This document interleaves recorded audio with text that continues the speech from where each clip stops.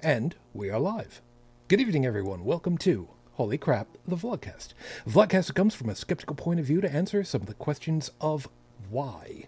This vlogcast started as a combination of spite and the Streisand effect because no matter how much money you pay for something, the Streisand effect comes back to bite you all just the same way as everybody else, whether you like it or not. And we don't mind if you don't. Part of this is to also follow through with the old adage that sometimes the journey is more important than the destination.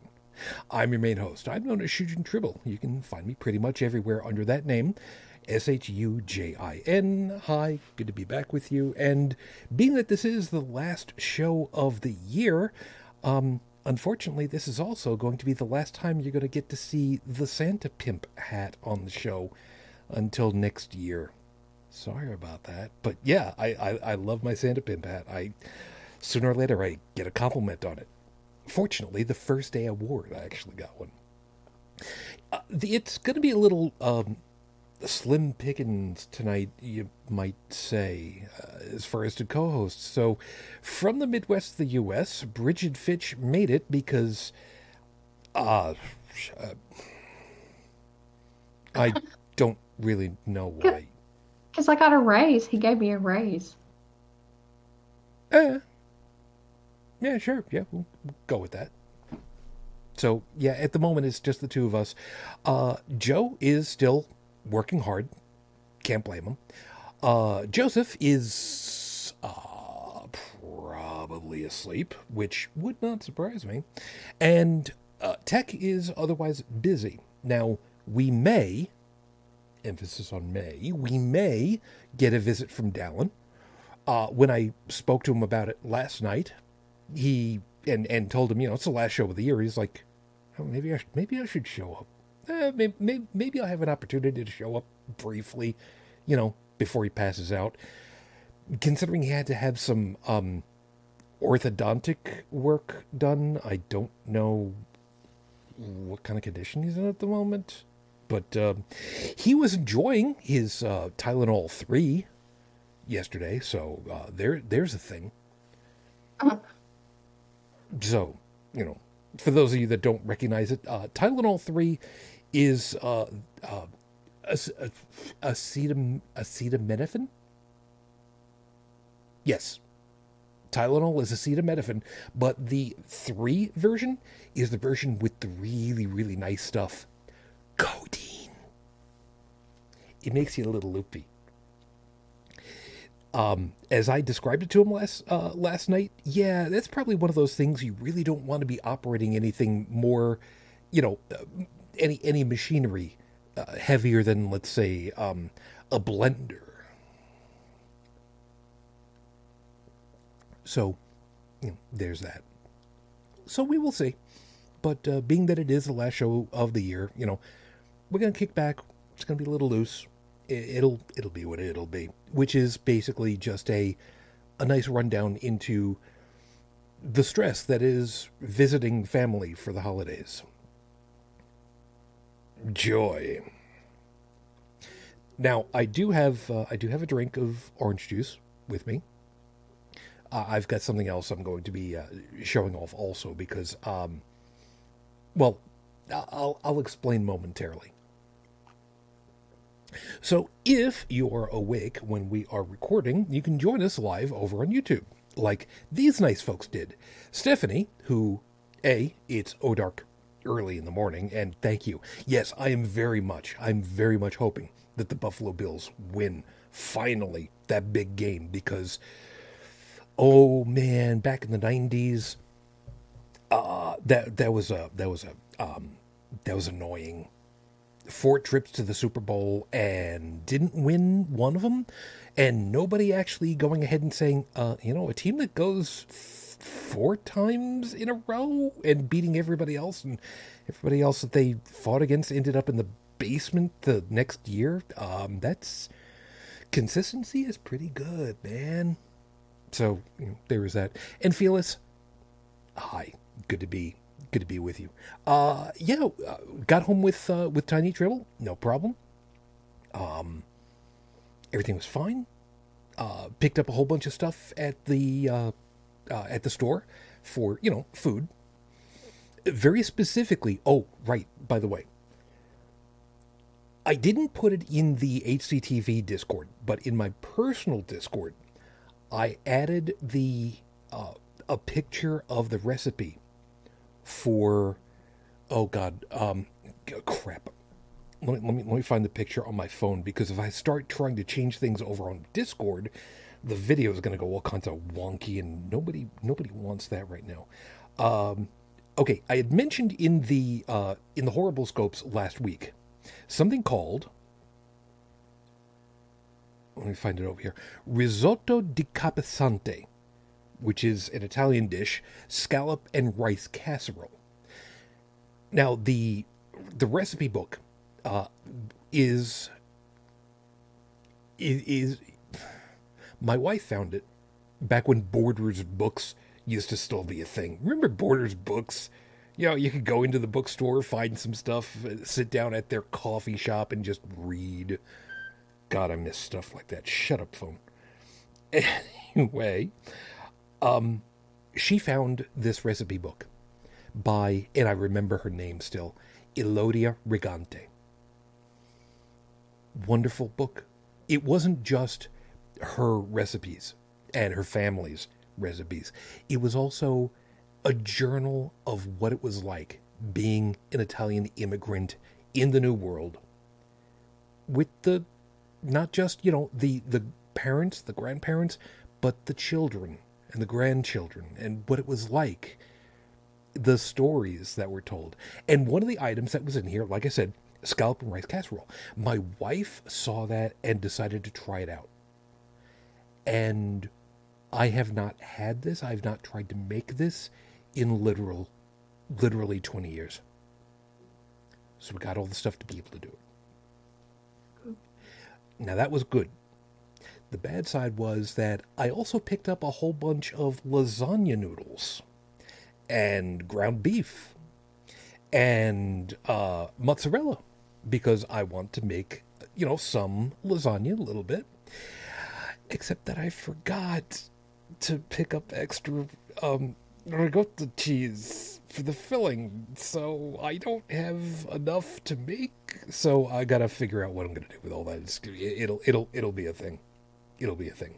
But if anybody wants information on the dish, I will put the photo in. Actually, as a matter of fact, I will do that right now, because I've got the photo on my phone. All I need to do is just share that over onto the HCTV general page.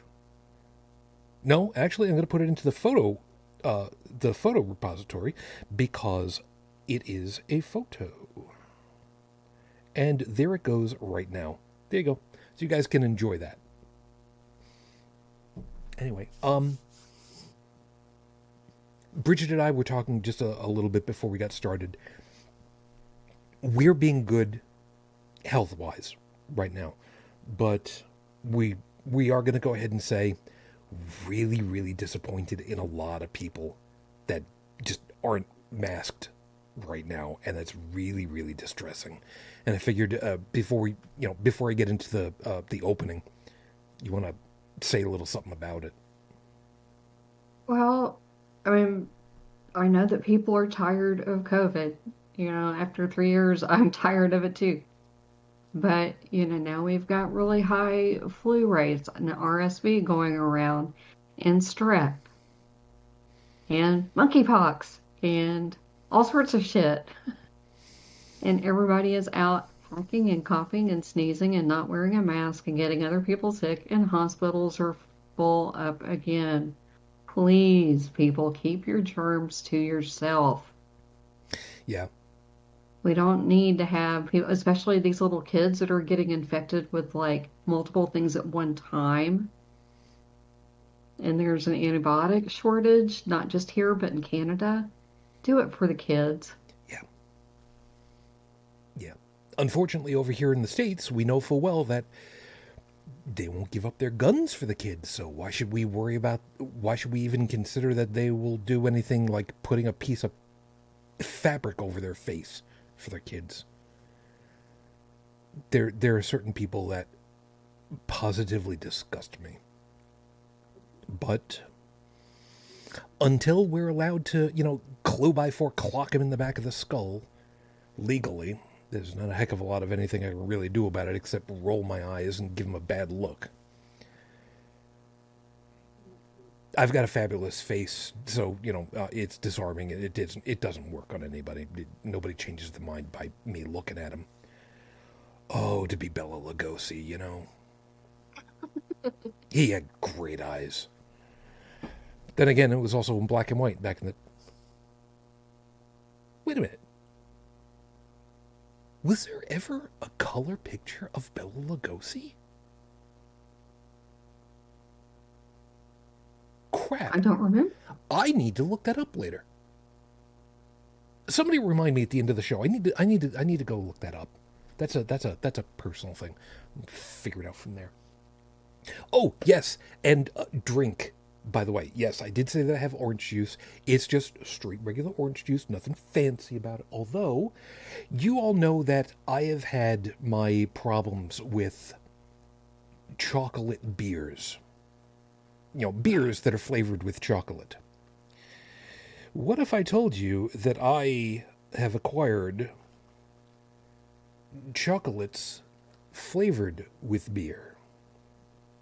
Ooh, fancy. Yes, I have acquired the Guinness Mini Pints. Dark and white chocolate with a creamy Guinness beer-flavored center. Luxuriously creamy, established 1759. Now, here's the thing. This is a wide box, and saw this at the store when we were shopping for all the stuff. And we're trying to figure out how many units are there, how many of these chocolates are there in the package, and had to turn it around, and it says that there are 7.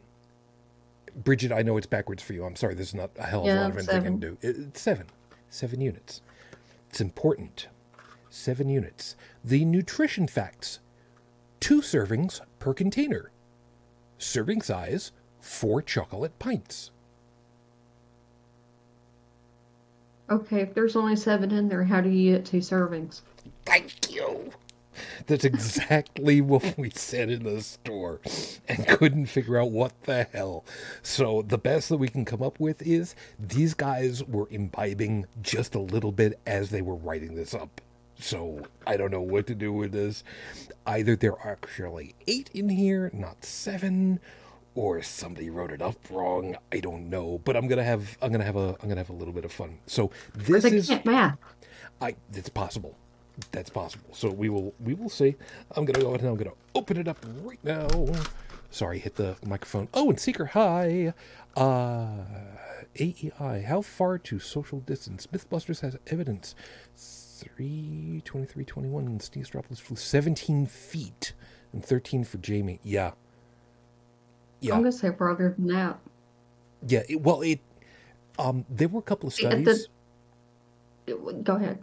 Yeah, there were a couple of studies I remember. There was one that happened where they did special photography in Japan, and the forcefulness of the speech had a direct impact, a very direct impact on how far droplets came out of someone's face.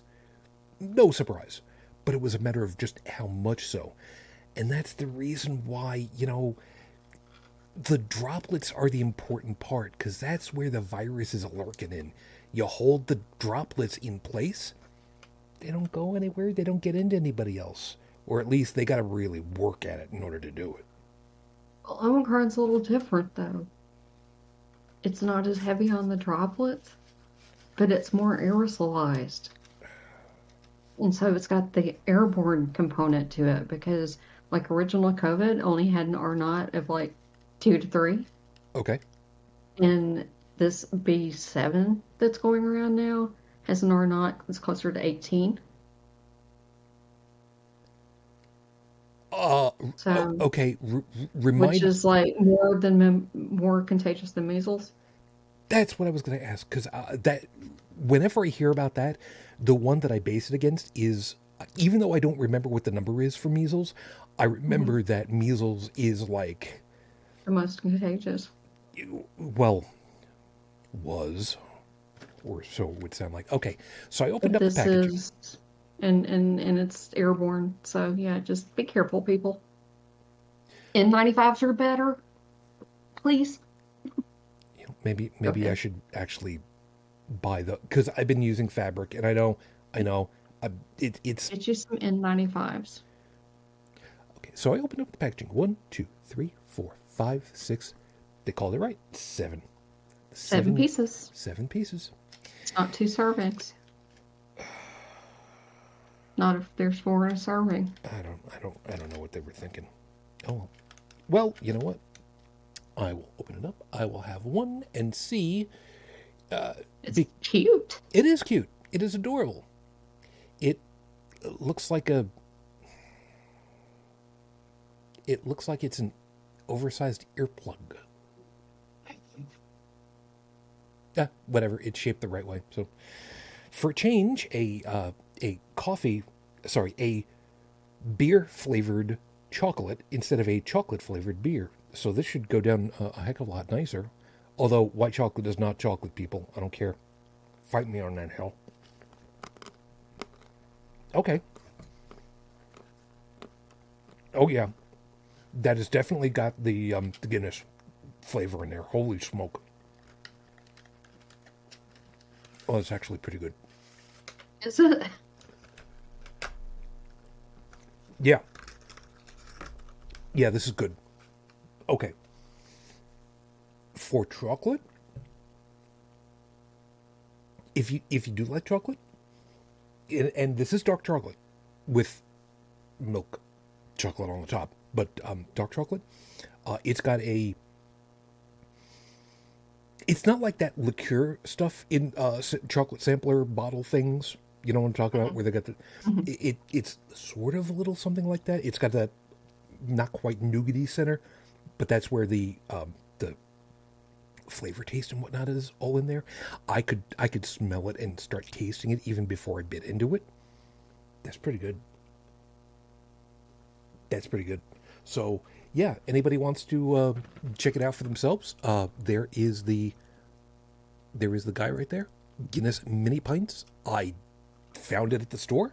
I forget how much it was. I think it was like $7, $13. I don't remember what it was, but I found it at Wegmans out here in the Western New York section for in the holiday section. So check it out. Might be worth it. It's good. Oh, it's still got a good taste in there. That's really good. Felix is saying, check Discord for the color pick. I will go looking up for that momentarily. And yeah, by the way, Seeker, yeah, hi. And that they're, oh, four vaxes in. Good man. That was something that we talked about, as a matter of fact. Because they have a pharmacy at the Wegmans that we go to. We're going to see about getting another boost because there's Yep. supposed to be another one specifically for Omicron. Yep. And any opportunity to stop that shit as quick as we can is fine by me. I got mine Monday Yeah, and my flu shot. So I'm 5 in. yeah, I gotta see about that. All right, so let me go ahead and get us rolling over here with the 5 minute freestyle. Get things rolling. So with 5 minutes on the clock, your time starts now. Ignition. I know. Usually that's preceded with three, two, one. I know. By the way, for those of you that didn't know, Cape Canaveral in Florida, the area code for the phones down there, the area code is 321. They intentionally got that. And this was assigned back in the day when area codes in the United States were specifically set up so that the middle number was 1. So, New York City was 212, Brooklyn was 718, Long Island was 516 until they broke it up into different areas. 314, I think, was Chicago. Don't quote me on that one, but you get the idea. So to be assigned 321, that was kind of a special anomaly. And for NASA, Yeah, what's the government going to do? Swing it just a little bit. All right, whatever. It's not what we're talking about, though. I've talked on many an occasion about how we are living in a science fiction age, man. A time when we have, access to the world's combined knowledge at our fingertips ubiquitously. Where, I'll get this thing over here. Where what used to be considered complete science fiction is basically a toy now. Then, for anybody that's wondering, because you're just listening to it, I have my Star Trek communicator, the old school communicator from the 60s, the prop, but now it's a Bluetooth speaker for my phone, wirelessly connected. With a few minor modifications, this thing could still be utilized for actual phone calls. Because, it's a radio. Well, this week, ignition happened, and there's people who are probably wondering what in the hell I'm talking about. Fusion. I'm not talking about the musical scene where it's a combination of jazz and funk and no, man. Fusion reaction happened. It's a reality now. For the longest time, we've been trying to find a way of making energy by putting in less energy and getting more out. And we kind of get that with fission materials now. Nuclear reactors. They use a process called fission where their natural breaking down process is harnessed to make heat, make steam, push a turbine, condense the water, and recycle it. But now, for the first time, they've actually managed to use these incredibly high-powered lasers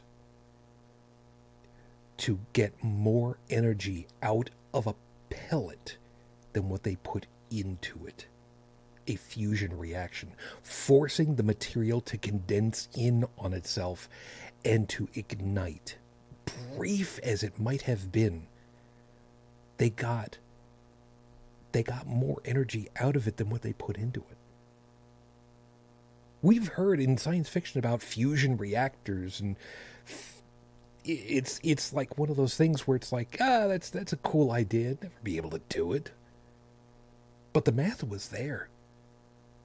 The math was there. The practical ability of making it took years, took literal decades to manufacture and try to make it happen. But in a research laboratory that spans the length of, I don't remember, 3 football fields? I don't care if it's a football pitch or a football US. A huge facility was able to make it happen.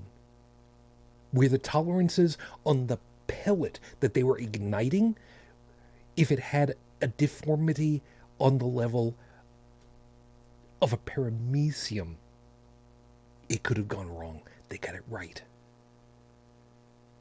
It proves that it can happen. In our lifetimes, we may be able to see an incredibly new form of energy. A new expression of getting power. Clean, reliable.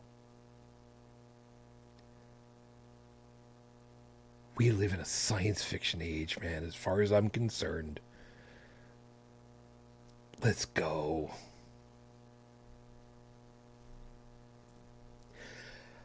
I can't wait to see that happen. Seriously, it's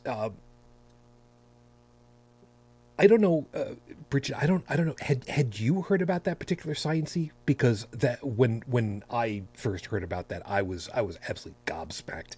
It was an amazing thing for me to find out about. Because I mean, come on, look at the nickname that I go by.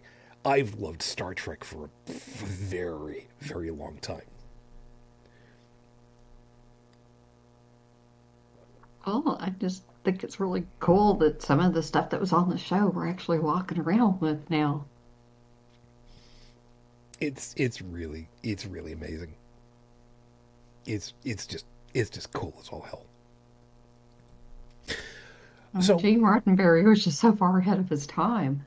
uh, partly so, but I mean, the thing that I loved the most though was that he had it written out back in the day that if anybody was able to make a tricorder a functional device that operated pretty much the same as what a tricorder did back in the day, that whoever it was able to do it, they would have full rights to use the word, to use the term, that it wasn't going to be copyrighted just to them or trademarked or whatever the hell it was at that point.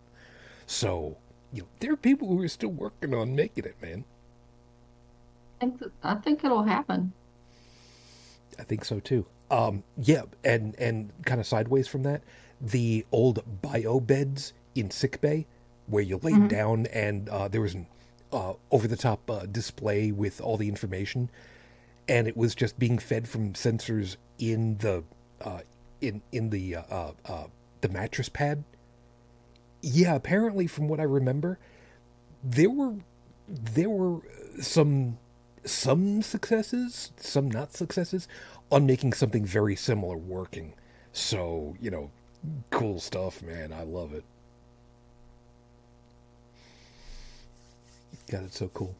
Anyway, we need to get moving along. So it is time for the horrible scopes. As always, if you know what your astrological sign is, cool. If you don't, D12 that. I don't really care. It's not going to matter, really, when all is said and done. And since it is the lead up to gift giving, let's remind you all how to be nicer and kinder to each other this week. You'll see what I mean. Aries, if you want to buy something for your office Christmas gift pool that'll be well received, buy some small containers of hot sauce. Not just any hot sauces, but the sampler pack from the nice folks over there at Dark Bunny Sauces in Ontario. You can get the 6-sauce sampler in various burn levels, including dessert. Remember, that's darkbunny.ca. Dark Bunny. Because they have a product called Oops, and it is delicious. The Horrible Scopes is neither endorsed by nor receives any remuneration from Dark Bunny Sauces, although I really deserve something for helping them name Puckering Perch. That's a real thing. Taurus, we know this season is tough on you, but we're here for you. We'll help your mood every chance we can. So, how about we start the season reminding you how much better you have it? In the mid 80s, there were three old nuns walking along the west side of Central Park, approached by a flasher. The first little old lady had a stroke. The second little old lady had a stroke. The third little old lady could reach. And if you're laughing at those poor old women's plight, you're getting nothing for Christmas. You're getting nothing for Christmas. See, this is why I like people cold reading these things. Gemini, this year, don't leave out milk and cookies for Santa. Convince your little ones that leaving pizza and wings for 'em is the way to go this year. It'll be hot food for Santa and celery sticks for the reindeer. Or, for you. And bonus points if you can get Sicilian instead of traditional flat. As an aside, I won't say that I would kill for a slice of Sicilian, but my God, it has been so long since I've had a Sicilian slice of pizza. It's just Sicilian is not the same as party pizza. Those rectangular things. It's the same size. It's the same shape, but Sicilian, oh, inch and a half deep of crust, big fluffy crust. Trust me, it's worth it. Cancer Moonchild. There's nothing wrong with getting or giving gift cards, but please remember to do generic ones, not to specific stores. Your tastes aren't always in line with other folks. You might be more Target while they're more Williams-Sonoma. But if you do get the chance to visit a Williams-Sonoma, don't break anything. Yeah, there's one in the mall up here. My wife and I, when we visited in there, we basically came to the same conclusion. Don't touch anything. Don't breathe. Leo, being older means your seasonal gifts can be more practical, but with whimsy.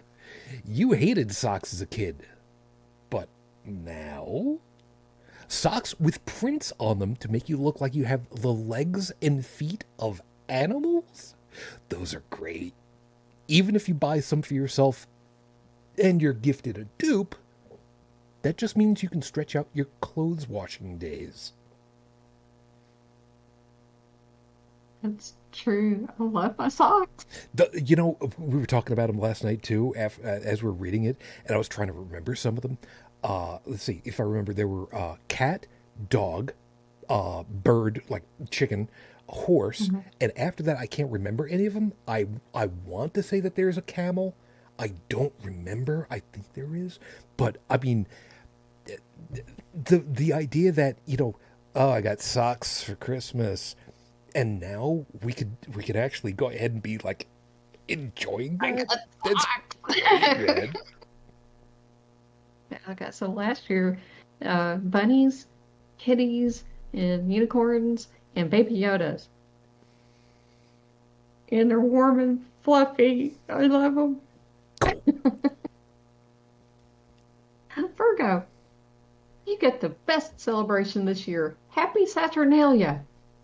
What could possibly go wrong with a week of wine, debauchery, and song? Consider this. Being deeply pregnant in the middle of summer. Guys, if you've never considered just how uncomfortable that might be, trust us, it's bad. It might be extreme, but have you ever considered hinting that you want to snip and clip this holiday? So, as someone who would have a little bit more direct knowledge of the situation, being deeply pregnant in the middle of summer, It's horrible. It's horrible. yeah, yeah, I remember. I still haven't lost my pregnancy weight. Libra, yes, the last 2 week scopes have been a direct reference to a musical comedy movie called The Court Jester from 1955, starring Danny Kaye, Glynis Johns, Basil Rathbone, and Angela Lansbury. See if you can find this one and gift it to yourself for your collection. It'll be worth it. As an aside, some people recognize the name Basil Rathbone. He was the quintessential portrayer of the greatest detective of them all.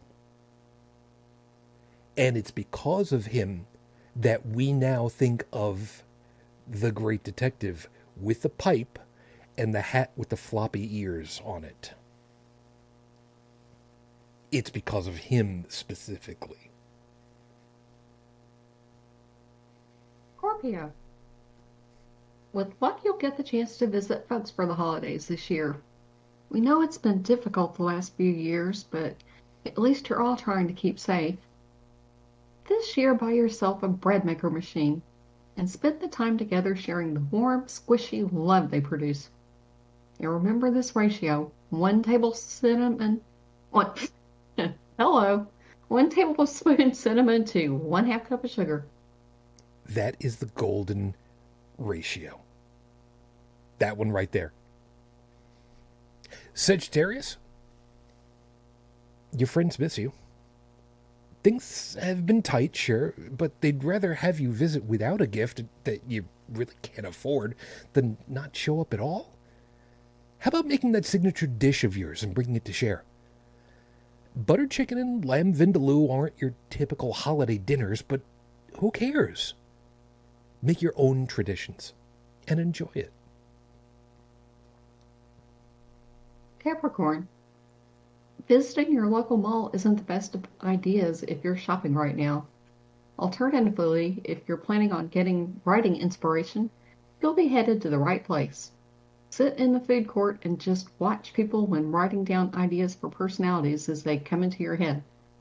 It'll help stir your creative juices and get you characters that are grudgingly believable. Dalan had a good laugh at that one last night, and he's just like, oh, shit, yeah, that actually does work.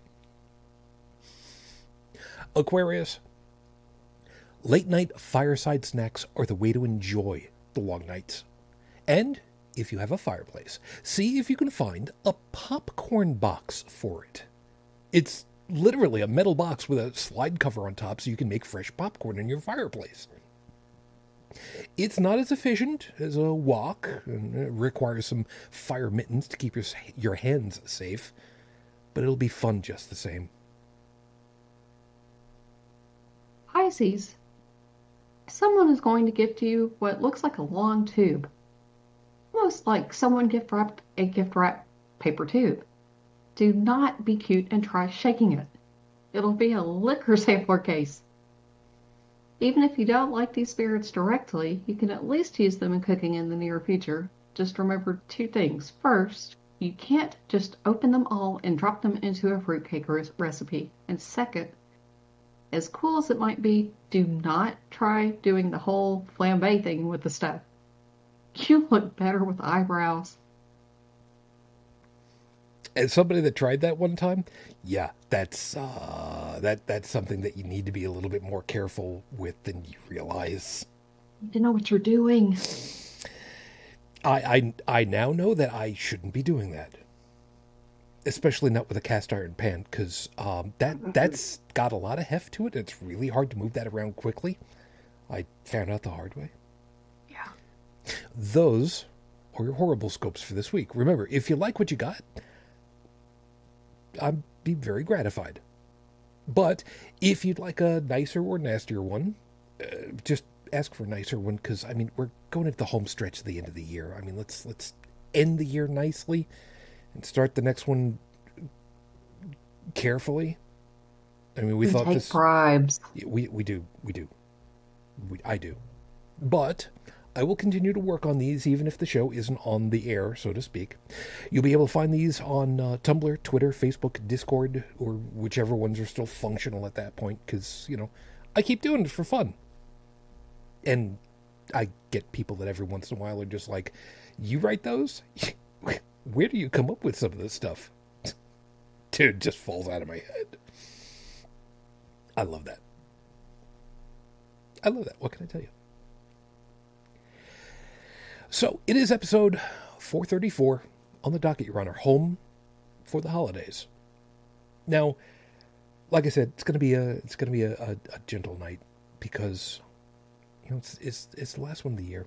There's no reason for us to get all bent out of shape. There's no reason for us to, you know, yell and scream. But I'm still gonna go ahead and tell people that Christmas is a pagan holiday, and you should really just get the hell over yourselves, whether you like it or not. And man, the idea of celebrating Saturnalia would be really cool. I've got wine in the house. I wouldn't mind that. I still have, you know, I still have a lot of books of music. I'd be more than willing to, you know, sing, maybe even record myself. The downside is I don't have anybody that I could. I don't know enough people to stage an orgy for 2 weeks. So, wait, was it 2 weeks or 1 week? Crap, was Saturnalia 1 week or 2? I have no idea. The hell do I have you on the show for if you don't? You know what? Fine, we'll go with 1 week and just assume that I'm just got performance issues for the second week, if that's what the case is. I mean, at that point, whatever, it's gonna be fine. What the hell is this? That hat is called a deer hunter? What? This hat right here? My hat? Is that the one you're talking about? This my Santa Pimp hat? Are you kidding me? I mean, I love this hat. By the way, the traditional Santa Pimp hat. I know. I say it this way because I wear it, and it's the only way to describe it. This time of year, people have got, you know, the red and white sleeping hat, the traditional floppy Christmassy hat. And I found this at a party store years ago. So it's got that, how you go to like a Party City and you go and you get the green hats for St. Patrick's Day, and they're stiff and they've got that velvet almost stuff on it, but it's got that like cheap stiff feel to it. That's what this is, but it's survived all these years. I don't know why. I don't know how. I haven't taken especially great care of it, but I pull it out every year and I use it because people look at it and it gets a smile out of people because it's like, that's a statement, man. It's worth it. Oh, the Sherlock Holmes hat. Oh, the Deer Hunter. Okay. Gotcha. Sorry, because of the timing and everything. I didn't realize that. There you go. Well done. Yeah, Basil Rathbone, man. It was simply because of him. He did that, and that's why we've got that impression of Sherlock Holmes now, which is amazing what you can do with a role when you just, okay, Basil, we want you to go ahead and do it. Okay, fine. Pipe in my face. Get the hat on. Things are afoot. Let us go. Oh God. Anyway, so for the fun moment while we've got it, also still going back, Brigid, were you at all familiar with? Have you seen? Are you familiar with at all? The court jester, Danny Kaye. No, actually. I know who Danny Kaye is, but I have not seen that. Danny Kaye. Oh man, Danny Kaye. He was great. He was such a great entertainer. He got away with a lot of stuff. The slapstick and the vocal stuff that he was able to do. Not singing vocal, although he was a great singer. But the speech stuff that he was able to do. So this whole thing with the court jester, he poor guy. His character is just trying so hard to just get through everything, and he's in the middle of this intrigue where somebody is trying to get poisoned and assassinated through poison, and he's trying to be told, look, you need to make sure that you drink this and not this. So you drink out of this cup, not that cup. Okay, you got it? Good. Okay, well, we broke that cup, so we've switched it. So the poison's not going to be in that cup. It's going to be in this cup, not that cup, because it's been broken. And that's where the potion with the poisons in the flagon with the dragon, the vessel with the pestle has the brew that is true. Right. But they broke the chalice from the palace. They replaced it with the pestle. The pestle with the potion has the pestle with the potion has, no. Crap. I don't remember which way it went. God damn it. See, and okay, I'm not doing a bit. I honestly have forgotten which way it's supposed to go, but that is literally the reason why it works the way that it does. And God, it's an hour and 40 minutes of just brilliant writing and brilliant wordplay. It's so much. It's just worth it. And it's back in the 1955. What did they get away with as far as to special effects? They have a lightning strike that's done. And you'd portray that by literally etching the lightning strike on the film, and that was the length of special effects at the time, and that's it. And the reason why that's important is that the lightning strike hits his suit of armor, which magnetizes it. And then the special effect is, how do you make all these different metal items start to move towards his suit of armor as he walks by them? And it's just fun. It's just beautiful. It's so much fun. It's worth it. Wait a minute here. Felix is saying the best actor to ever be unduly blackballed? which actor are we talking about there?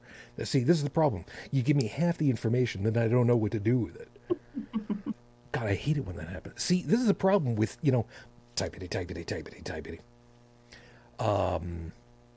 Oh. And Stephanie's saying, we were invaded by a Salvation Army band at the sheltered housing I now live in. A Christmas show. How sad that I had a medical appointment. Terrible news there. I'm sure it was just a absolute travesty that you had to miss it. Yes, I'm being that way. Danny K. Wait a minute. I don't remember Danny Kaye being blacklisted.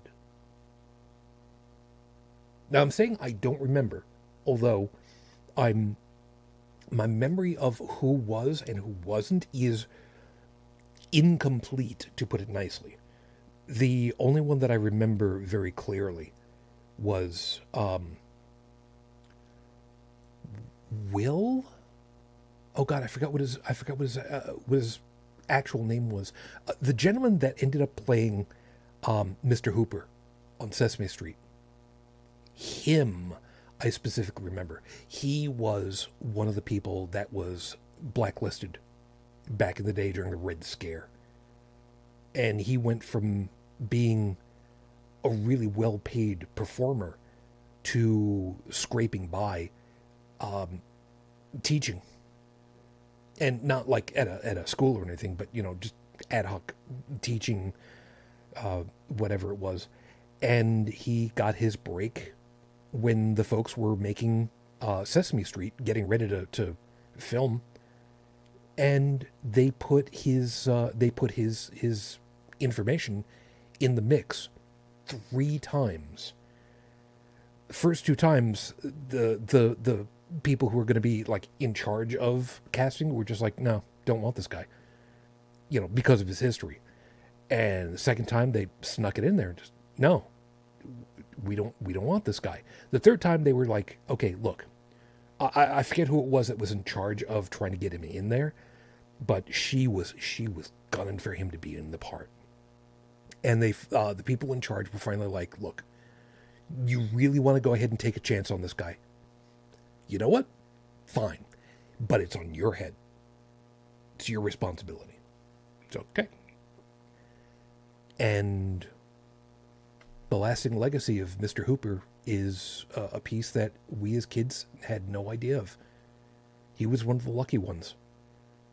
The people that were blacklisted back in the day, there were a number of them that literally drunk themselves to death.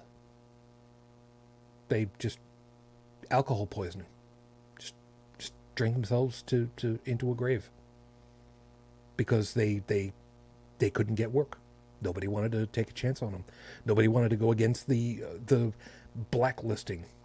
Thank you, Joe McCarthy.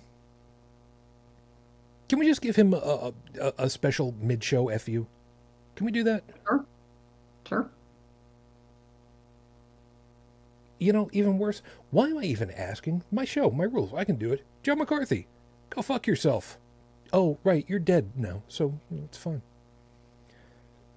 Crap, we're coming up onto Christmas gift.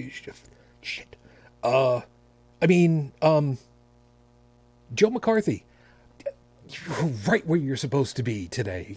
Good job.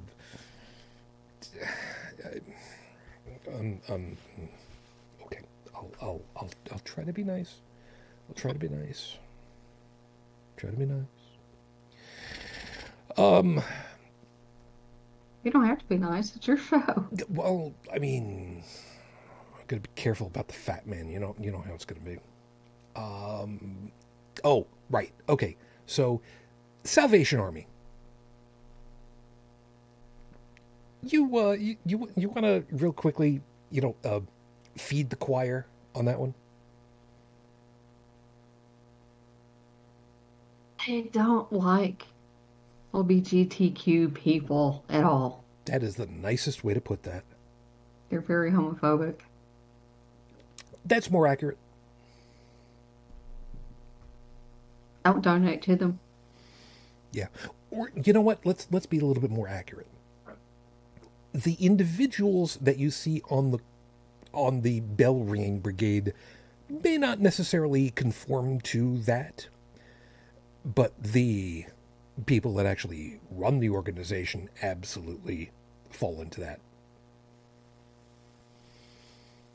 Salvation Army is not an army. It's a Christian church group. Kind of the same way that you've got the Church of Scientology is not a group of research fellows doing research into researchy things. Like science. Perfect example, yeah. Just like that. So, yeah. I think I can safely say for any and all of us that have ever been part of HCTV, don't donate to them. Just don't. Just don't. I would love to start a new campaign that's just, for atheists doing the same kind of bell ringing thing. But, do it on a sidewalk where you don't have to worry about. You're not allowed to be soliciting on our property. I'm on a sidewalk. It's public property. What are you going to do? The worst part about it is there are people that will go ahead and call the cops for that, and stupid cops will go ahead and give you shit for it and take you in. That's a whole other thing. I'm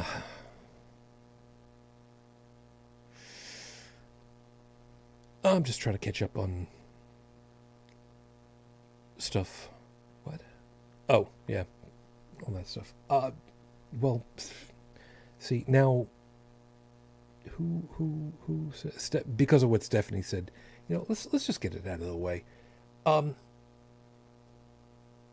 Collectively, again, I think I'm speaking for all of us, collectively, we don't like NFTs, non-fungible tokens. I think it's a scam. I don't trust them. Yeah, and totally. If I'm going to have something, then I want to have it. Yeah, exactly. We have said these kinds of things before. Let me give you guys an example for something that. Oh yeah, this will work out good. Okay, so you could go and rent music, or I should say, quote unquote, buy music from some of these online purveyors, and whenever you want to listen to it, you fire up their application and listen to your music. Well, then you got people like me who richly believe in buying CDs, the actual physical representations. Now, the one that I'm holding up right now is the one from the nice folks over there at Car Talk, Tom and Ray Mayatzi, otherwise known as Click and Clack, the Tappet brothers. And I may be old-fashioned in a lot of ways, but there is something especially special, even though it doesn't have the grooves that vinyl does. It still has the actual information on the disc that I physically have in my hand. Yes, I need a specialized tool in order to get the information out of it, but I mean, same thing with a record player. Although technically you could even get a wind-up record player. It's not going to be really pretty, but it would do it. So when these people go ahead and they buy these digital trading cards, I could photocopy however many versions of a baseball card if I really wanted to. I mean, it's just silly. It's a Beanie Baby without having the Beanie Baby. You get the little certificate that says, you've adopted this Beanie Baby, but the Beanie Baby is just, you get a photograph of the little beanbag Beanie Baby, but you don't get the actual Beanie Baby. You get a certificate that says you did. So good on you there. And isn't there some word where people are saying that this sounds a lot like it could be a money laundering scam? Where did they all get? Who checked which international accounts were buying these things up for? What was it, like $5 million worth in 12 hours? Yep. Yeah, I still don't get it myself, but you know what? Fine. People want to spend that kind of money. It's their loss, and if they yell and scream, good. I believe the expression that I'd be looking for at that point is aware. Feel so bad. I will learn how to play the violin again just to mock you. I still have a violin around here. I haven't played in a very, very, very, very, very, very, very, very, very long time. But yeah, I'll learn again. Learned it once, I can do it again. I think. Figure it out. God, I'm so far away from the actual original topic of the whole damn thing.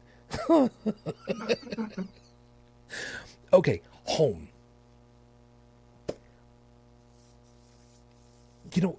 So many of us kind of really wonder, where is home? And I don't say that in a light fashion.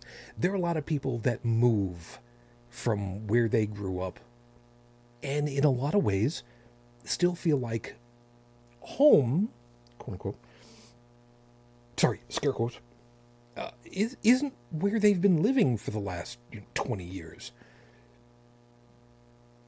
I grew up on Long Island. I grew up in, suburbia. I'll admit it. I was very lucky. I still, to this day, oh my God, how long has it been? When did I move up here? 90.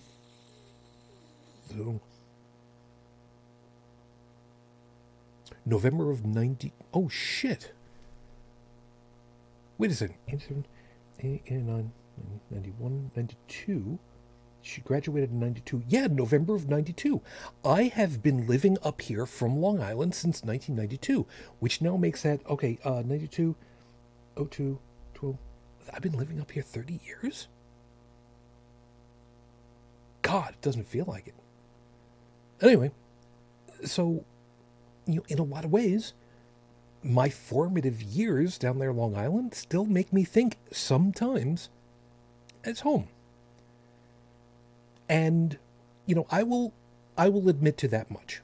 Where exactly, I've kind of talked a little bit about it, but be that as it may, there are things that we would like to have as home, where we just immediately emotionally attach to it, and where we are typically now, assuming it's a safe, warm place to be.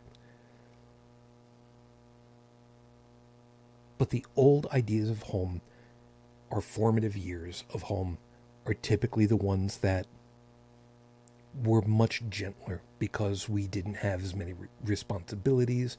We didn't understand a lot of other complexities that were going on. We just enjoyed being with family. And I really wish that was much more how things were in a lot of ways.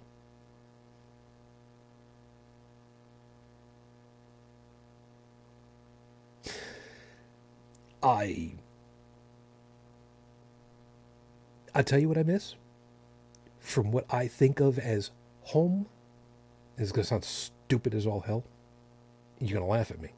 I promise you're going to laugh at me. what I miss of what I consider home, White Castle restaurants. Okay. White Castle is a burger joint. I think is the best way to put it. These are the what have been known as the belly bombs. They are the tiny square hamburger or cheeseburger, and you'd usually buy like five of them at a clip or something like that. God, I can still remember when you could get three for $1 because they were like 27 cents. I think they were 27 cents at the time. We had them for a quarter. Yeah, yeah. And every once in a while, not very often, but every once in a while, we would take the drive out to the big mall, and there was a White Castle just off premises, and we'd go over there and how many do you want? I don't know. Dad, all right, six apiece. That'll be fine. So 24 of them. It's all of us. We're good. And we sit down and just mow down on those. And you're a kid, man. You can get away with eating all that crap. I mean, we could still get away with eating all that crap, just not for very long. That's the problem. But believe it or not, that's one of the things that for me is like, if I could have quote unquote home again, and I've said it before, the salt air smell that I remember, and White Castle burgers, food, man, it's an Italian thing. What I'm gonna tell you, my nickname is Tribble. We eat. It's the way it is. I just remembered those from my childhood because my parents used to have, parties a couple times a year where they would have, other couples come over and everybody would dance and get really, really drunk. And then they'd go and get like 50 or 60 of those Oh yeah. and find little boxes everywhere. Oh yeah. Oh yeah.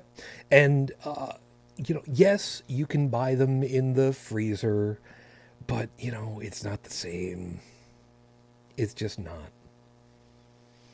And there are ways of making them yourself. Making the burger patties. Found that out. Found copycat recipes for goddamn everything out there. It's amazing. The one thing that I found out though, you're gonna love this. One of the recipes that I found, I forget how much. I think it was like a pound of ground beef. I forget exactly how much it was, but it was a good amount of ground beef.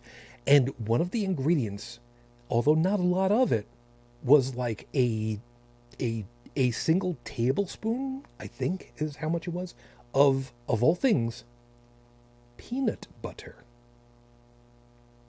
to mix into the stuff before you smear it in a very thin layer on whatever the baking sheet that you were using in order to make these like really thin really thin patties.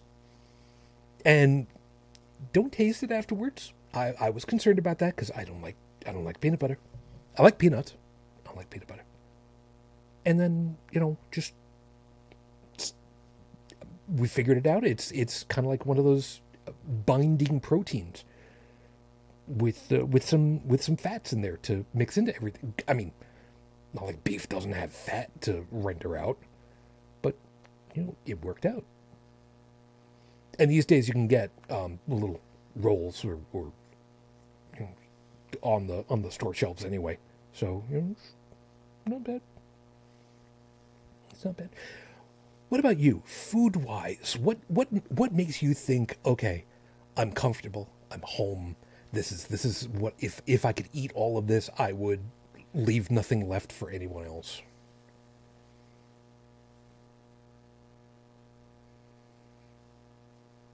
Doesn't have to be crap food. Oh, goodness. Fried okra. Really? Yes. Wow. Of all the things, that most assuredly that was not an item that would have come up. Last time that I have had any that was any good was when I got stranded in Memphis, on the way back home from Jamaica. Ooh. Uh, I'm sorry. You you have to forgive me because when somebody This says was back in 2010, no, no, but no, no, no, no. The problem is when somebody says Jamaica to me, the first thing that goes through my head is Jamaica Queens. Oh wait, you meant the oh, little island of Jamaica, don't you? Island. Okay. See, this is the way Yeah. it works for me. I'm a New York City boy. I'm sorry. There's nothing I can do. All I hear in my head is the guy over the announcements in at the train station. Everybody change Jamaica. Jamaica station next. No, from the island, and we barely missed our connecting flight to get back here. And so, and it wasn't our fault. It's just we were held up, waiting to deplane and, had to wait and, turn on the runway and all this other stuff. And so we missed our connecting flight. And there wasn't another flight until the next day. So we got stranded in Memphis. Well, crap. And, but at least they put us up in the hotel, and the hotel had a really nice buffet, but it was like actual real Memphis food. It was good. That's cool. And it's something I haven't had since I left. No, I hear you. I hear you. That's why I was saying earlier that the They know how to cook down there. I'm sorry, but they do. People here can't cook right shit. it depends on what it is. Um, Indiana's food sucks. Okay? I'm just saying. maybe they came over from Great Britain. They just boil everything. I can. You know what? Wait a second. They have I can. adapted it. Go ahead. I shouldn't rag on the UK for boiling the shit out of their food, because we do that over here in the US also. We just do it in oil, so there's a little difference.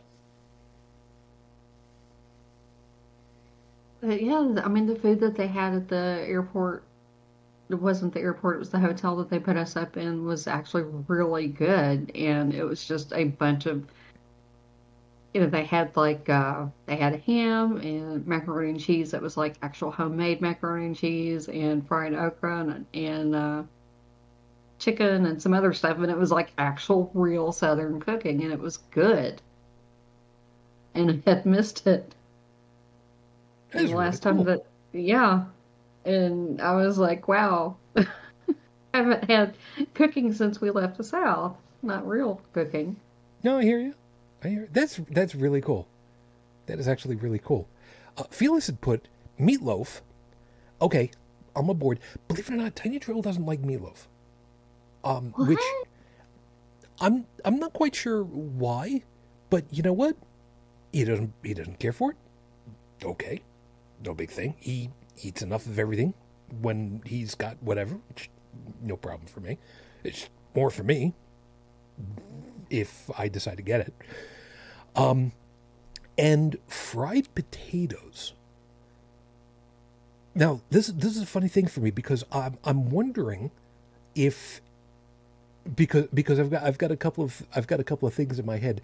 The little potatoes, those are usually what are they called? Salt potatoes. They're like about the size of a golf ball. Am I thinking of the right With the ones? new potatoes? I don't know. I don't remember. I usually get like yellow or russet. I have to be careful which ones I get and be mindful of that when I want to make mashed potatoes, because russets take a lot longer to cook than yellow potatoes do. I found that one out the hard way one time. Literally Yeah. the hard way. You want gold Yukon if you're going to do mashed potatoes.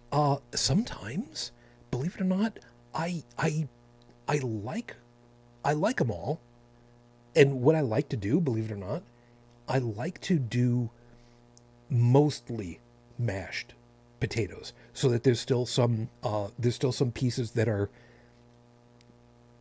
they're not mashed, they're solid, but they're about like diced size, Hmm. or cubed size, but only because hand mash it, but just don't kill it, so that it's mostly there, and there's a little bit of specialty texture. It's still cooked. Don't get me wrong, but I don't know. There's something about that I really really like. But I what I do was not mash potatoes. It's against my religion to mash potatoes. No, there's nothing wrong I with have that. a ricer. I haven't used mine. That is amazing. You cut your potatoes in half, just stick them in there and go splurt, and then you just fluff them with a fork. Hmm. It's amazing. I should. We brought back some potatoes. Maybe I'd give that a try.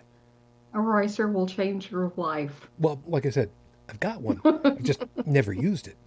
Well, use it. Well, fine. Tell me what to do. You're not my dad.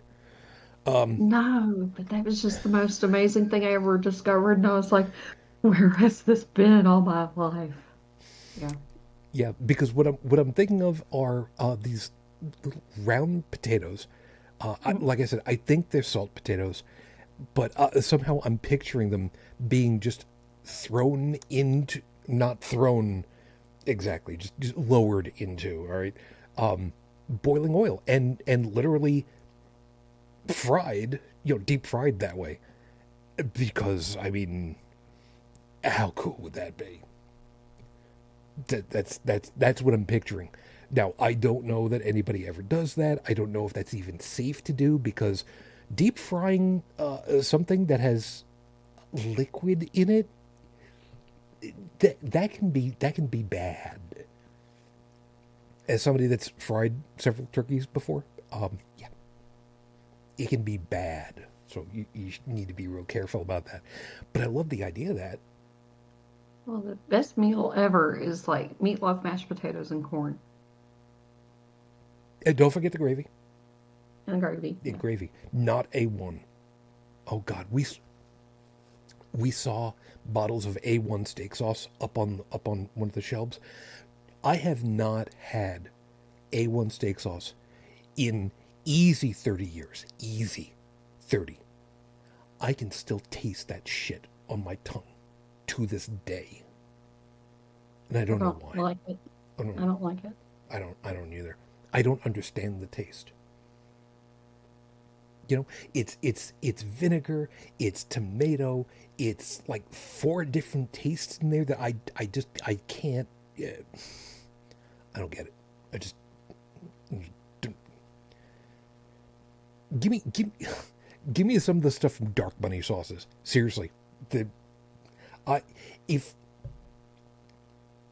if I am able to, if we go up for Vernal Equinox in March, if we're able to go and see Felly over there at Dark Bunny, if he brings it, I will buy a liter container of Oops sauce.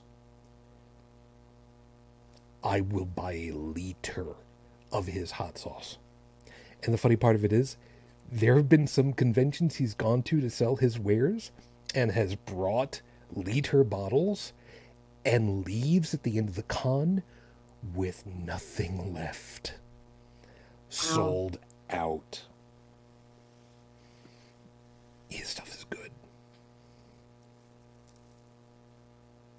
My favorite though, my favorite story about it was when he was really getting started with this, and he was getting some of the stuff ready at the convention in Toronto. He showed off. He had the con chair try a spoon of one of the newest ones, one of the hotter ones now, called Groaning Griffin. But the convention chair said, okay, I'll do it on one condition. I get to pick somebody that has to also have a taste of it. And he picked somebody who does not exactly have a good heat thing in his face. So they both ended up sweating and hot and perspiring and red in the face from this stuff. And I acquired it immediately afterwards, and I'm just like, I'm taking this home. It's good stuff. It's good stuff. I like the hot stuff. I like this hot stuff. Flavorful hot stuff. That's the important difference.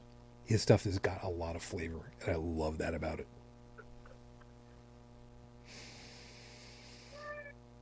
Oh, okay. So you have to help me out on this one because I know nothing of this except for the jokes and whatnot about it. Stephanie had mentioned by quote fried potatoes. I assume boiled potatoes that are then sliced and fried in your favorite fat, and continues that with the classic is cooked in lard. That's not what I was thinking. Fried potatoes, you take your raw potatoes and you slice them pretty thinly, and then you fry them in oil. Otherwise known as crisps. Yeah, Although not really. they don't come in a bag. Yeah.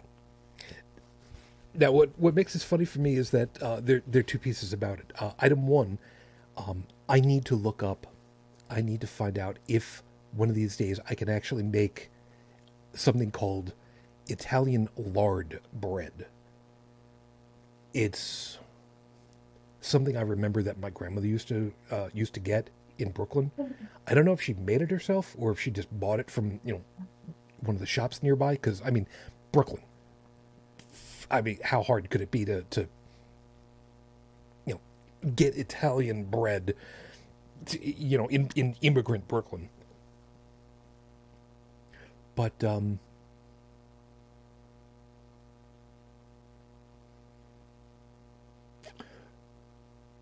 there is one type of potato I have never had the chance to try out. Potato au gratin.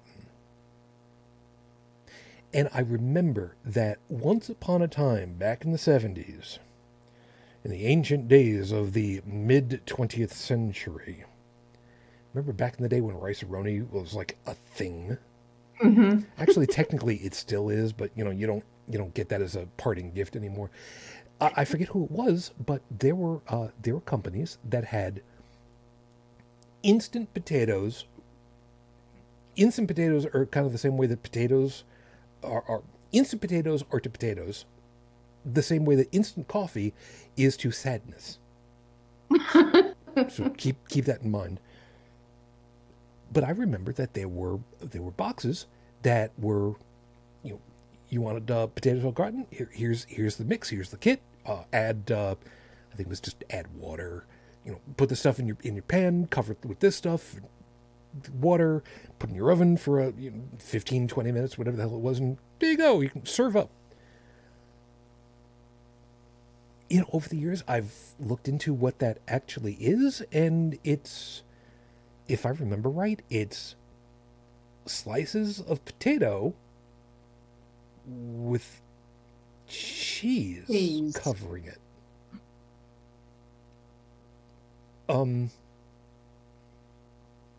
I mean, I know here in the States we don't exactly have the greatest diets a lot of times, but people voluntarily make that? I mean, it's kinda close to poutine, kinda, but not really.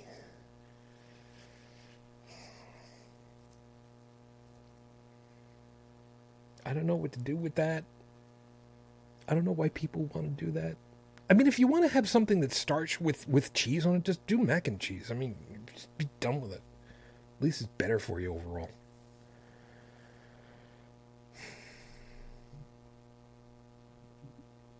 And Felix had said, "That's it, Brigid." So apparently the description you had for the for the Best potatoes meal before. ever. There you go. Yeah.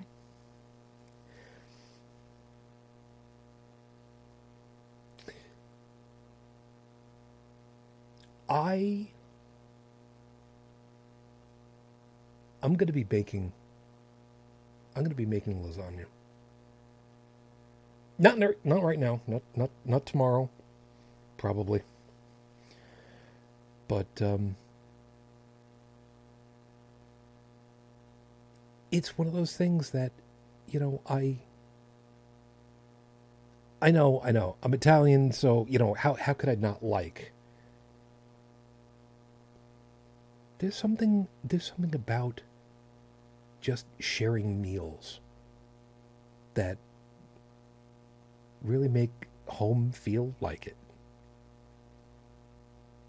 And usually these meals, you know, I shouldn't say that. There are a lot of times where these meals are complicated or complex. Making lasagna is not a simple affair a lot of times. There's a lot of different pieces that can go into it. But you know, sometimes it doesn't have to be. It could just be, you know, spaghetti and meat sauce and cheese. You gotta have cheese. Pecorino Romano, very specifically. Don't don't skimp on the cheese that you're gonna put on the top. Don't get the stuff in the green plastic shaky container. Don't do that. You be nicer to yourself than that. That fake cheese that's shelf stable without refrigeration. That's just wrong.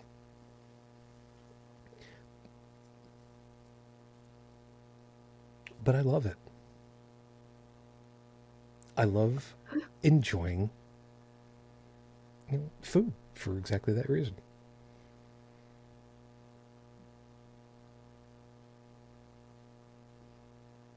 All these years, there are certain things that, you know, I like to do. Am I seeing stuff going on behind me? Is that what's going on? God, I'm sorry. I'm looking at the.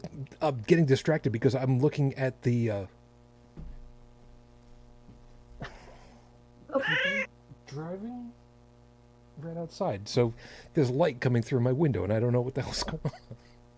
Sorry, those of you that are listening after the fact. I'm sorry, it's getting distracted with headlights behind me. It's late. Leave me alone. Um. So yeah, lasagna. Kind of learned how to do that mostly for myself. Um, Japanese curry. Learned that because of my wife. You know, there are certain things I just kind of just throw things together. But I enjoy. You know, I enjoy knowing that I finished it. Are there any are there any dishes you like to do for yourself where it's like, yeah, this is the whole thing is what gives me comfort having done it. Mm, I guess chicken and dumplings. I'm actually pretty good at that. Oh, Except it comes out more like a chicken stew, but it has dumplings in it. that's pretty cool. Wow. I don't know the last time I had something even close to that was because I had something out of a can. Oh, And I it's a know. lot better than Oh, that. I don't doubt it. But, you know, it's not one of those things I ever had. Wow, that actually sounds really cool. That's actually I really don't cool. have a set recipe for it. I kind of make it up as I go along, so it comes out differently every time. Oh man, how do it that is the only way to do it. You know what the proportions are supposed to be. You get close and you don't worry about it too much afterwards, Yep. which is good when you're baking. Sorry, when you're cooking. Yeah, but not so much in baking. Everything has to be so precise when you bake. Cooking is art. Baking is chemistry. And things go bad when you screw up your chemistry. Yeah, I don't have the patience for baking. I would Yeah. rather just improvise and toss things together. Oh yeah, I totally get. Now, see, that's the reason why I put in the horrible scopes about having a bread machine. You You measure out the ingredients, you toss it into the hopper, you turn the thing on, and just wait. You know, it's a great thing when it works. And I say that because I've had a couple of times where I've screwed things up just a little bit. Like when my yeast is kind of mostly dead and I don't know about it because I don't make that much and it sits in the refrigerator for a very long time. And then you have to try to figure out, oh, how good is it doing? How much extra do I have to put in? Spoilers. You're talking about like a quarter of a teaspoon more. That's it. Otherwise, stuff just expands all over the place, and that's a really bad moment right there. When you go to check on your bread machine, and the lid is lifted up because the thing puffed up so hard, yeah, you overdid it. I'm not saying that I've ever done that, just saying that's what can happen. I've had times where bread came out completely the opposite. Completely collapsed and wet. Those have been very disappointing days. Those have been very disappointing days.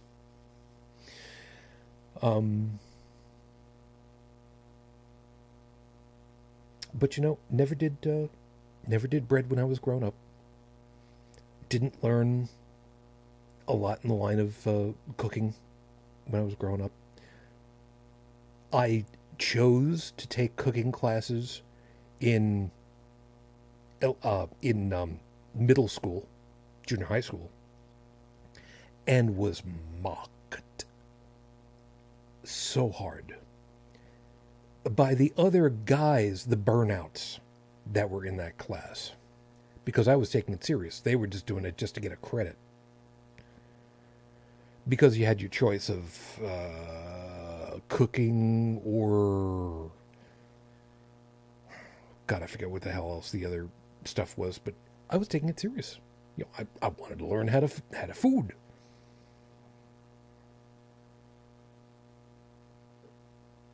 Glad I did it. I don't have any of those old recipes from back then, but then again, there were so few of them that I would think about it anymore, like soda bread. Irish soda bread. Not my thing. Made it. Didn't like it, but you know, it came out right.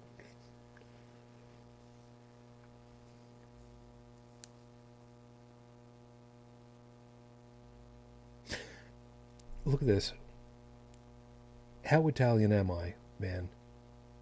Wanted to talk about what it's like to be home, how it is to feel being home, and it's completely devolved into food. My God, how stereotypical can I get?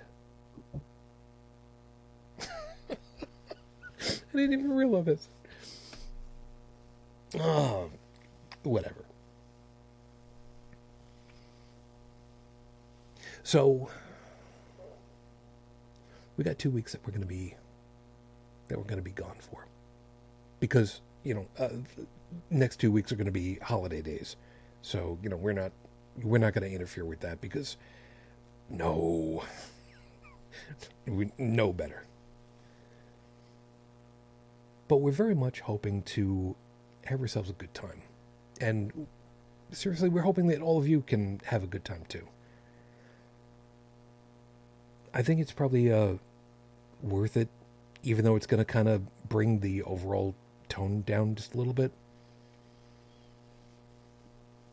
Specifically, talk to the folks that are just not going to have family. And that sucks. Year after year, we know full well that there are... Your poor little one over there. There are unfortunately people who are going to end up without family. And this is something that has been happening here in the U.S. Unfortunately, with some regularity. Specifically talking about the younger generation folks who are becoming estranged from their families because they don't want to accept who these new young lives are turning into. They don't want to accept it, they can't accept it. They find it just wrong. That could be for a whole bunch of different reasons. Sometimes they don't share the religious position. And that happens. We know about that. God, we've talked about that in so many damn different times. I mean, hell, you basically lived it. But I'm thinking very specifically about those folks, especially the younger folks, who are identifying as part of the LGBTQIA plus community. That they are learning who they are. And they're trying to come to terms with that new reality that they find themselves in, and their families can't. Won't. And I can't say just how much that hurts. I can't. I simply don't understand it. Me, my son, you know, he told me, this is who I am. What am I going to do? Say no? He is who he is. And all these young kids, man, they are who they are. And to deny that is simply unfathomable to me. I can't understand how anybody could do that to another human being, never mind their own kin.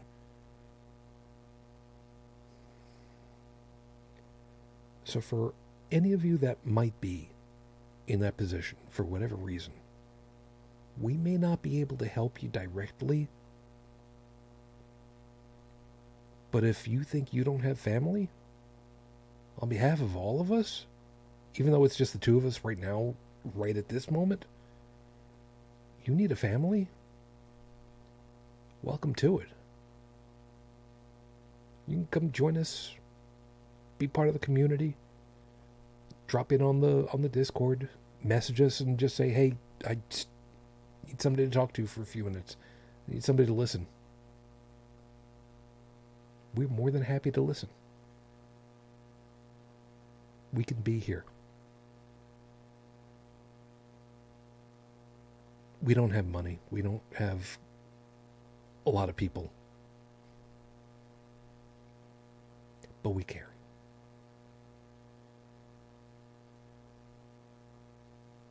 We care a lot.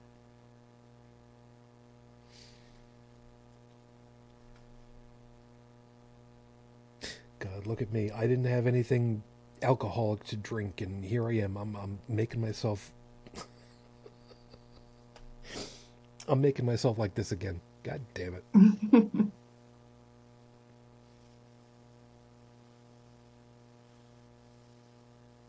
So here's your opportunity. Back me up. Talk to the people that will eventually hear. Well, what would you like me to talk about besides we're family? I mean,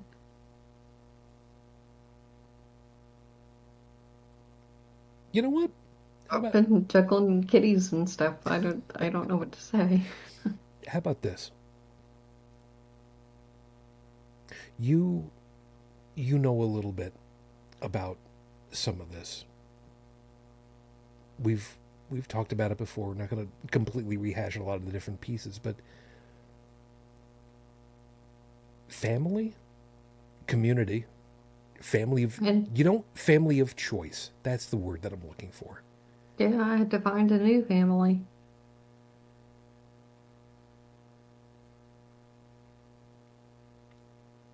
And I'm glad that I did. I'm glad to have you with.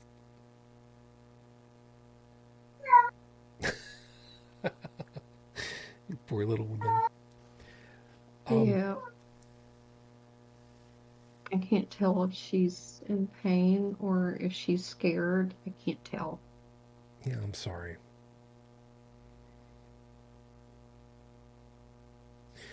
We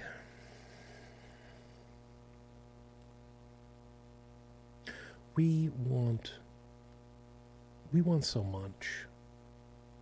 There's so many different things that we want. But I think what means the most, we want y'all to be safe. And that's a big thought right there. We want you to be safe. We want you to not be harassed. We want you to be protected, warm, fed, clothed, sheltered. We want you to be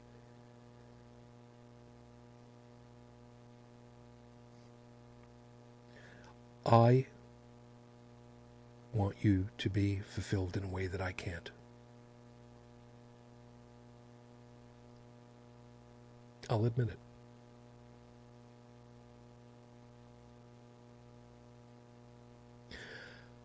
Collectively, we want people to be that.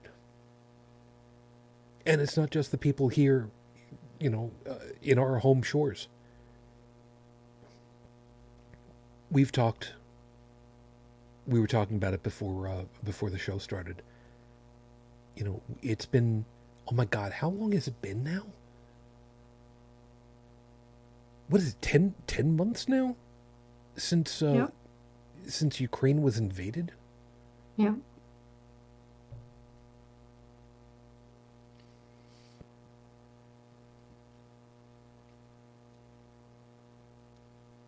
I can't fathom, in some cases, what's going on with these families out there. The terror that some of them have to be living under. Although I will admit, hearing how, okay, I know for some people you're gonna really get on my shit for finding humor in this. There is a certain amount of black humor that goes along with this. I will freely admit, but hearing from some of the reports, some of the videos, hearing the anger and the insulting that comes from the old grandmas. There is something that is absolute. I think the only word that I can use for it is mwah. I old Italian grandmas, man. I understand and I respect the Ukrainian grandmas because you don't have to speak the same damn language. That tone of voice, you know. You don't have to speak a word, you just know.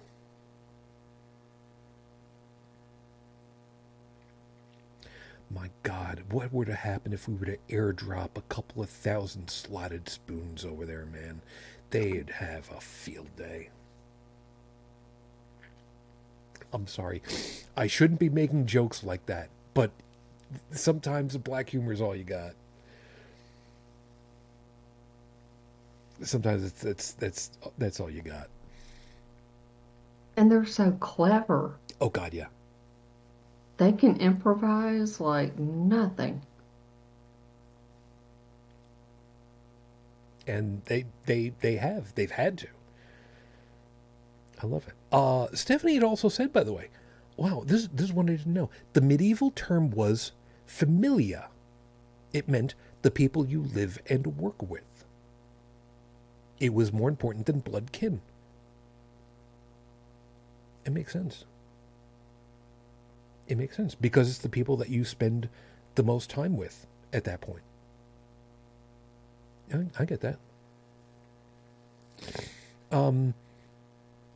Watch Operation Starsky if you want the black humor. I will never forget the Ukrainian grandma who, right back at the beginning, was giving sunflower seeds to the Russian troops. Yes. Yes. Oh my God, yes. Explain that to everybody, please. Yeah, she walking up to some of the Russian soldiers and handing them sunflower seeds and telling them to put them in their pockets. That way, whenever they die, at least there'll be some sunflowers. And that became a symbol of that kind of that level of resistance. You know,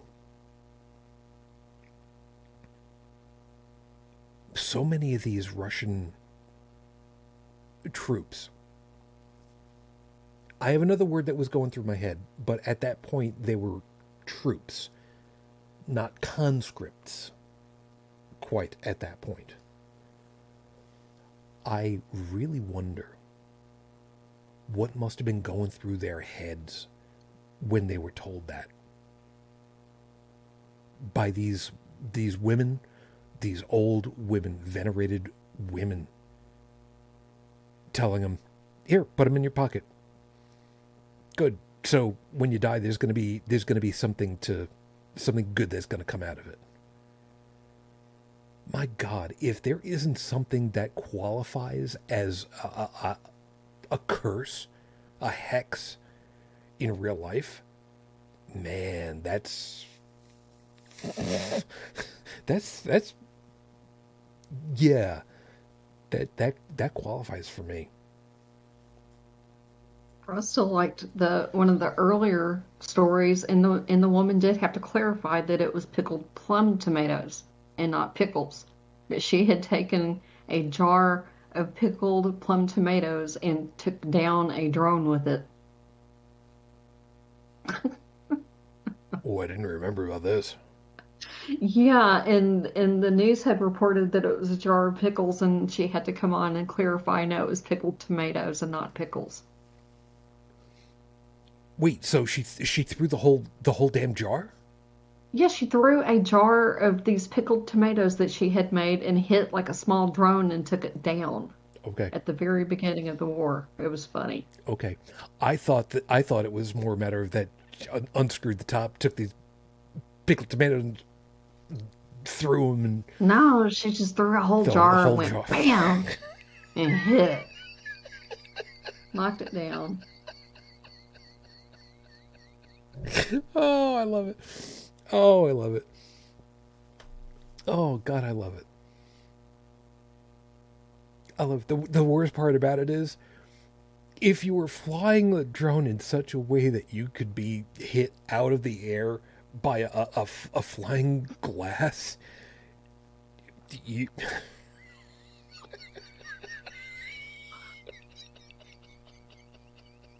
somebody's training session just got rubber stamped with approved. Oh my God. Oh God, I love it. I love it. I love it. I didn't remember about that one. That's great. That's great. Um, and Stephanie, you're making me think that maybe what I should do is maybe I should turn on Faulty Towers again because it's been a very long time since the last time I've seen that, and they're clip they're clips that happen every once in a while, online, and every once in a while my calendar comes up to remind me, Basil and Sybil's wedding anniversary is coming up. Oh shit, that's right, I forgot about that. God, it was such a great show. That's such a great show. I'll drop you a link into this is an older story, but I'll drop you a link into the Discord about the woman with the pickled tomatoes. Okay. Okay. Take a look at that one. Um, Really quickly for anybody that doesn't know about Faulty Towers. First off, if you are able to find DVD of Faulty Towers, even if it's just a standard, not a Blu-ray, buy it. It will be a wonderful investment. John Cleese was an absolute, I believe the expression is mad lad. He was so smart about it. The traditional way of doing a sitcom is whatever dialogue happens, funny hit, wait for the audience laughter to finish before continuing the scene. He said, nope, not even going to do that.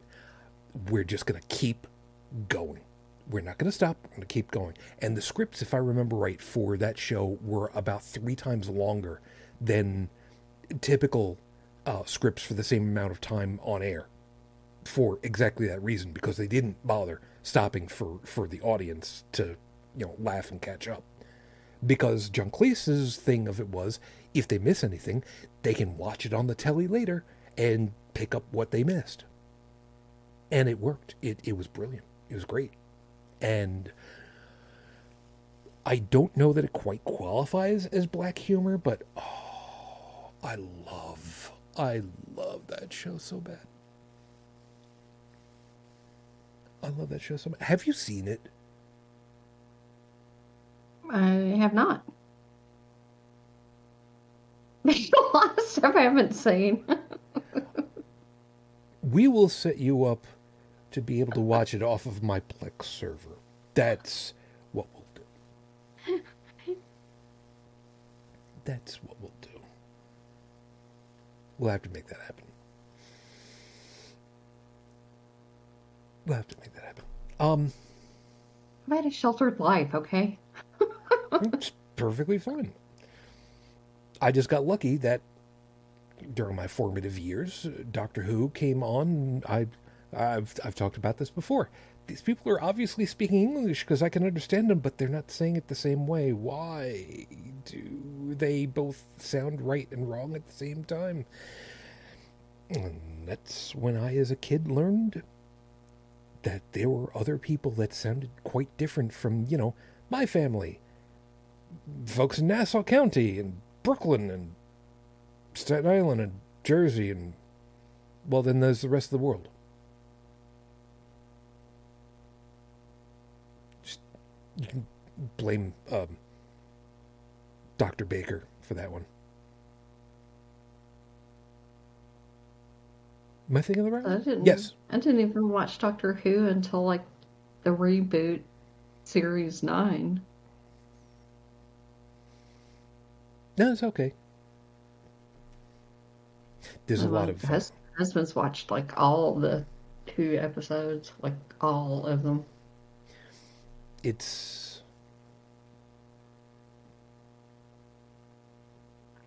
really impressive, the longevity that they've had with it. Pretty damn impressive. Yeah. And the fact that they are not so stuck up that they have contributed to, oh God, I forget what the hell it was. The kids charity a couple of times. I don't remember if it was the red nose thing or whatever the hell it was, but they've had a couple of times where they've done specials, shorts for charity, along with some of the other shows at the time. And I love that they do stuff like that. I love that so many shows are just willing to just go ahead and say, yeah, you know what? We're going to do a special one-off just for this because we can, because it's going to make the kids happy. And it's going to fill charity money, because why not?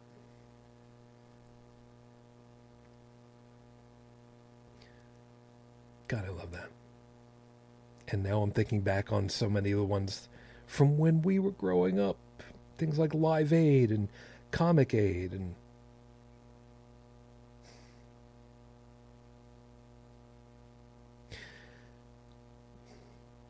yeah, that's just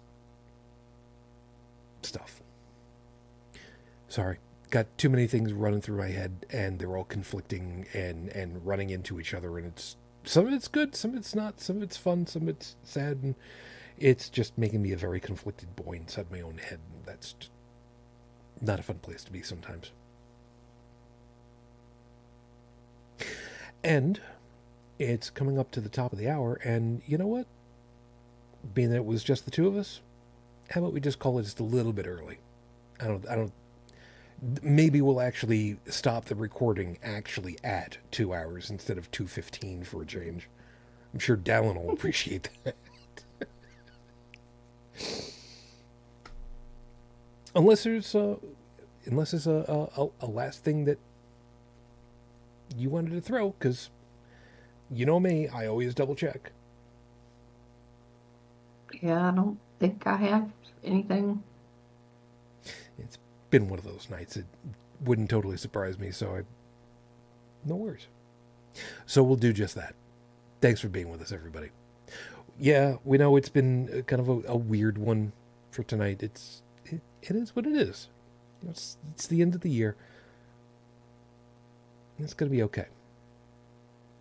Thanks for being with us. We hope that you found something worthwhile in all of our perspectives and got something to think about for, well, the remainder of the year. Really. So it'll be what it'll be. Just as a reminder, even though we're not going to be recording, we will still be around. The Discord server is up. So long as Twitter is up and running, you can catch us out there. And, granted, Facebook is much less of a hellhole, but Facebook is there. We're out here if you need us. Just remember that you got family, if you want it. So thanks for being with us. Over on the chat, Felis, Stephanie, and Seeker, thank you guys. Thank you guys so very much. It really does mean a lot. And we hope that you guys have yourselves a very safe, healthy holiday.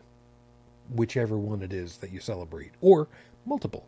Because, it could be Saturnalia. I keep coming back to Maybe all of them. Yeah, you know what? It'd be really nice to have just all of them. Because, Yule is good. I keep coming back to Saturnalia because, what was the last time I don't know, getting drunk is such a good idea. Ancient Greece where, you roll over and you throw up because you're outside all the time and it's warm. It could... It's maybe not such a good idea. You know what? Enjoy whichever ones. Just no actual flaming candles on your trees. Please don't do that. Oh yeah, by the way, on the drive home today, we actually did see a leg lamp in the window of one of the houses as we were driving past. The first time I've actually seen one of those in real life that way. That was actually really funny. Almost missed it. So, hon, glad you're able to make it. I really hope that next couple of weeks are okay for you. And, well,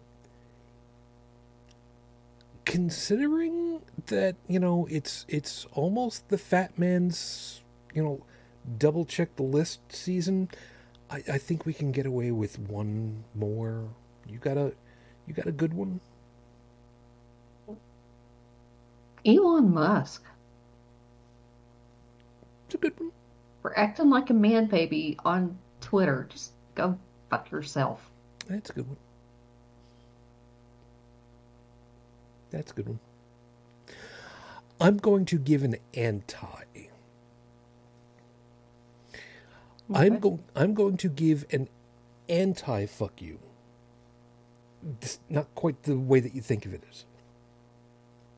There is a headline that I saw earlier today that said that the January 6th Commission is going to make a recommendation for criminal procedures against the former guy.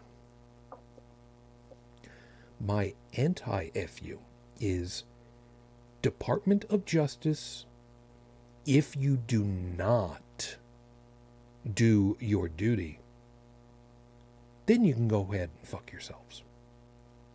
Do what you're supposed to do, and we'll be happy. The problem with the whole damn thing is we know full well it seems like it's such a glacial pace for everything that nothing's being done. We know it looks that way. I really don't want to believe that it is. I really, really want to believe that it is getting everything locked down so that there is zero wiggle room.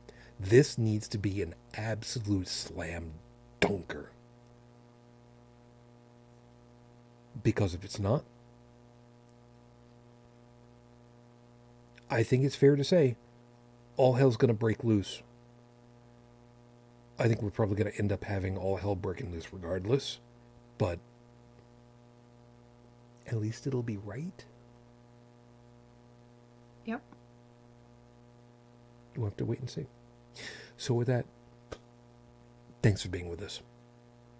If you want to be in touch with us, take a swing over to the website, holycrapthevlogcast.com. Like I said, all of our links are available there. Phone number, if you need to get in touch with us, please, by all means, feel free. It's there. You can text us. You can leave a voicemail message. If need be, I'll be more than happy to receive an actual phone call. Just not in the middle of a show. Phone number is 859-HCTV-554. This is the only time I'm going to do it this year. And Stephanie, so help me, I don't understand how you guys over there in Great Britain do it this way. 859-428-8554. How do you guys do that and actually keep it straight? I honestly have tried to follow myself when I do that. I honestly have no idea how the hell you guys do that. It just blows my mind that this is like a relatively common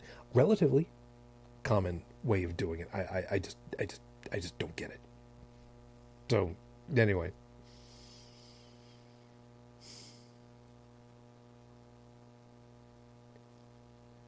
Said it before. We want you to be safe. We want you to be healthy. We want you to be back. So be safe. Be healthy.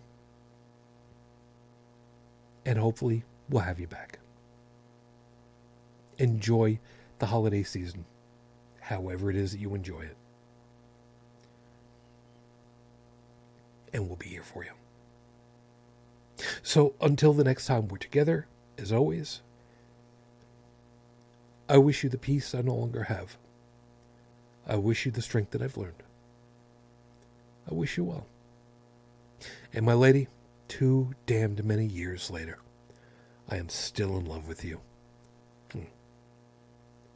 Matere Fujin, I love you. I miss you. Dream of me. Till the next time we're together, everyone, as always, good night.